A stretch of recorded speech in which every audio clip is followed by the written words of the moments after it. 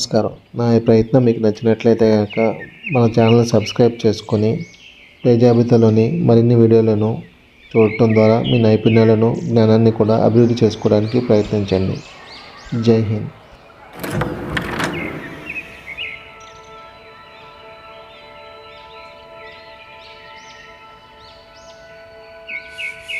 Please like, share and subscribe for more videos.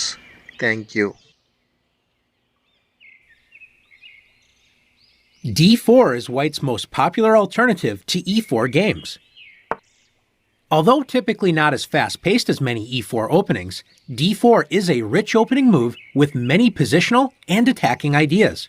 Let's take a look at some of the most common openings after D4. After D4, white is ready to play E4 on the next turn, so black's most solid defense is preventing this idea with D5. White will sometimes play moves like bishop f4, known as the London system, but white's most direct and popular plan is to put pressure on D5 right away with C4. This opening is known as the Queen's Gambit. White wants to remove black's pawn on D5 so that white can play E4 and gain more space in the center. Black's two most popular responses to the Queen's Gambit defend the D5 pawn with either E6 or C6. But sometimes black captures the pawn with D takes C4, known as the Queen's Gambit accepted. Black typically does not get a good position by trying to hold on to the extra pawn on C4, but the main idea behind giving up the center is to open up the D file to place pressure on D4. White will usually take over the center with E4, planning on rapid development and trying to prevent black from comfortably developing. Giving up the center is usually a risky decision, so black more often protects the D5 pawn with one of the next two opening ideas. When black plays C6, this opening is known as the Slav Defense. Black protects the D5 pawn, so if white captures on D5, black can recapture with a pawn and still control the center. After knight to f3 and knight to f6, white usually plays knight to c3. Black has a choice to make the opening a Slav or a semi-Slav defense. How do we know which opening is which? The Slav defense is when black develops the light-squared bishop before playing the move e6. The semi-Slav defense is when black keeps the bishop on c8 and plays e6. If black wants to play the Slav defense, which means developing the light-squared bishop before playing e6, black should play d takes c4. If black plays bishop f5 immediately, white has the tricky c takes d5. And after c takes d5, white now plays queen to b3. Notice that white's queen attacks b7 and adds a second attacker to the d5 pawn. Black can play b6, but this weakens light squares in black's territory. Black could retreat the light-squared bishop back to c8, maybe black's best choice, or try queen to b6, protecting the b7 pawn and attacking white's queen. White can win a pawn after knight takes d5. And if black trades queens with queen takes b3, hoping that white will immediately capture the queen and then lose the knight on d5, white has the very nice in-between move, knight to f6 check. And white has won a pawn after all of the trades. This explains why black plays d takes c4 first. Black captures the pawn and is threatening to hold on to the pawn with b5. So white typically plays a4, preventing b5. White is ready to play e4 and take over the center, so black will play bishop to f5, developing the bishop toward the center and protecting the e4 square. This is the main line of the Slav defense. White will often play e3, protecting the d4 pawn and preparing to recapture black's pawn on c4 with the light-squared bishop. Both sides will focus on completing development and castling.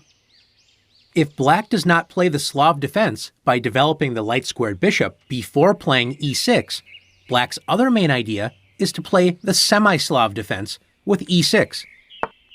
Black builds a very solid structure in which both e6 and c6 protect the d5 pawn. Black can play solid developing moves aimed at controlling the center, such as knight b to d7 and bishop to d6. White can play the slow but solid e3, adding protection to the center and protecting the c4 pawn, but this move does block the dark squared bishop.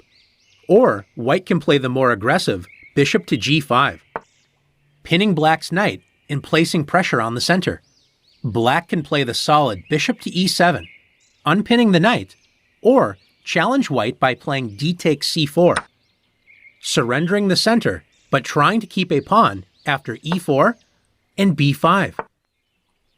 Play becomes incredibly sharp after e5, attacking the pinned knight on f6. Black fights back with h6, counterattacking white's bishop, which is pinning the knight.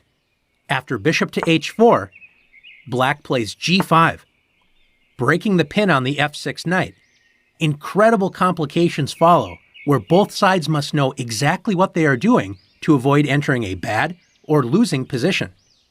The other popular option to defend the d5 pawn is by playing e6. This is known as the Queen's Gambit declined. Black protects d5 with a pawn, securing black's control of the center. The only drawback is that the light-squared bishop on c8 will have issues developing.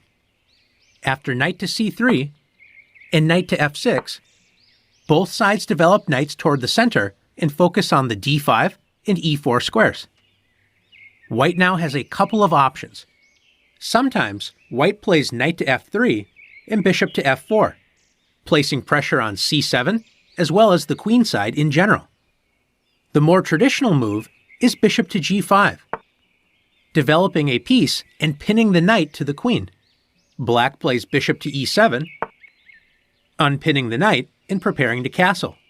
One common line of play is e3.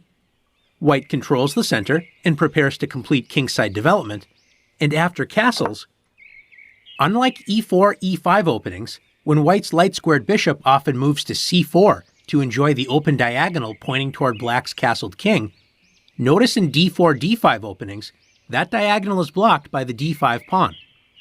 Can you see a more active diagonal for white's light-squared bishop? That's right, the b1 to h7 diagonal. White will plan on developing the bishop to d3, move the knight to f3, and castle.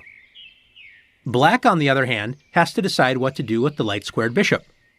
A popular plan for black is to play b6, planning to develop the bishop to b7 and protect the pawn on d5 and help control the center. The Queen's Gambit declined is a safety-first opening where black builds a strong center around the d5 square and tries to prevent white from favorably opening up the center with e4. After exploring the main ideas behind d4, d5, let's go to the challenges.